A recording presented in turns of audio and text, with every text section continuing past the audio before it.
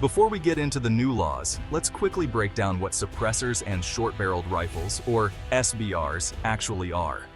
Suppressors, often called silencers in movies, attach to a firearm's barrel to reduce the noise of a gunshot, not make it silent, but safer for hearing. Think of them as a muffler for your gun. They're still loud, but they help protect shooters' ears. SBRs are rifles with barrels shorter than 16 inches, making them compact and easier to handle, especially for home defense. Despite their practical uses, both suppressors and SBRs were tightly regulated under the National Firearms Act of 1934, a law aimed at curbing gang violence. Buying one meant paperwork, fingerprints, a background check, and a $200 tax, an amount never adjusted for inflation. The process could take months or even a year, discouraging many law-abiding citizens. Critics argued these rules didn't stop criminals, who ignore the law anyway, but only burdened responsible gun owners. The high cost and long wait times kept many from buying items that could improve safety and sport shooting. This frustration fueled a push to modernize these outdated laws. Now, let's see what changed. On July 4, 2025, Congress passed a landmark law, signed by President Trump, that eliminated the $200 tax on all NFA-regulated items. Now, buying suppressors, SBRs, and similar items comes with zero federal tax, a huge shift after nearly a century. For many, that tax was the main barrier to ownership. But the changes didn't stop there. Congress also passed a bill removing suppressors from the NFA entirely. Suppressors are now treated like regular firearms. You buy from a licensed dealer, pass a background check, and take it home. No months-long wait, no federal registry. This is a major win for gun rights and hearing protection. For SBRs, the tax is gone, but they still require ATF paperwork and approval. Though advocates are pushing to deregulate them next.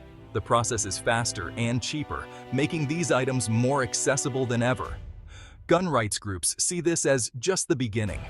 The landscape for gun owners has changed dramatically. This victory was years in the making, thanks to relentless advocacy from groups like Gun Owners of America and the NRA. They argued the NFA punished law-abiding citizens, not criminals, and mobilized members to pressure lawmakers. Their breakthrough came by framing the tax repeal as a budget issue, allowing it to pass with a simple majority in the Senate. When Congress considered only a tax cut, gun rights groups rallied supporters to demand full deregulation of suppressors. Grassroots activism flooded Congress with calls, showing overwhelming public support. This strategy worked. Suppressors were removed from the NFA, and the tax was eliminated. Now these groups are using their momentum to push for further deregulation, especially for SBRs. Their success shows the power of organized, persistent advocacy. The fight for gun rights is far from over. The new law has sparked fierce debate. Supporters say it restores rights, removes pointless red tape, and makes hearing protection more accessible, without increasing crime. They argue criminals never followed the old rules anyway, and that suppressors are safety tools, not threats.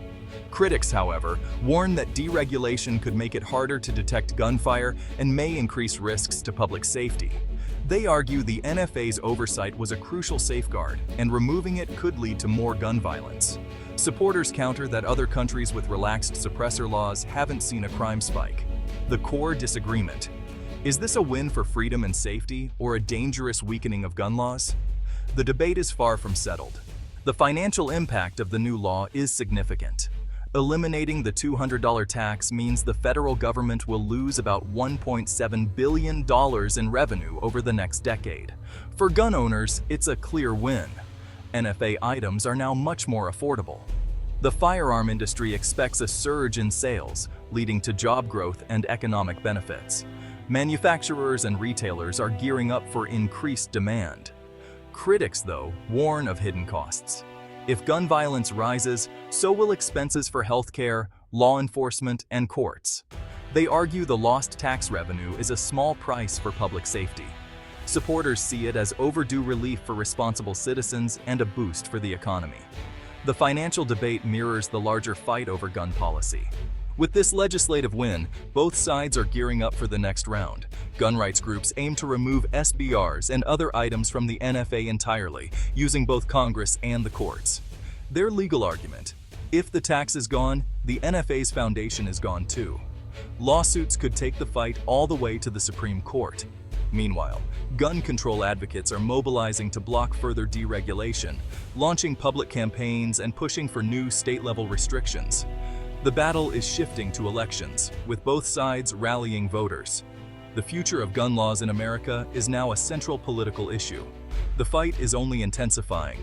The elimination of the NFA tax and deregulation of suppressors marks a new era for American gun owners. Barriers that once made ownership difficult and expensive are gone. More people can now access hearing protection and compact rifles for sport, hunting, and self-defense. The market is expected to grow, spurring innovation and competition. Supporters believe this proves gun rights and public safety can coexist. Critics remain wary, warning of unknown long-term effects. The national conversation on firearms is entering uncharted territory. The outcome will shape American society for generations.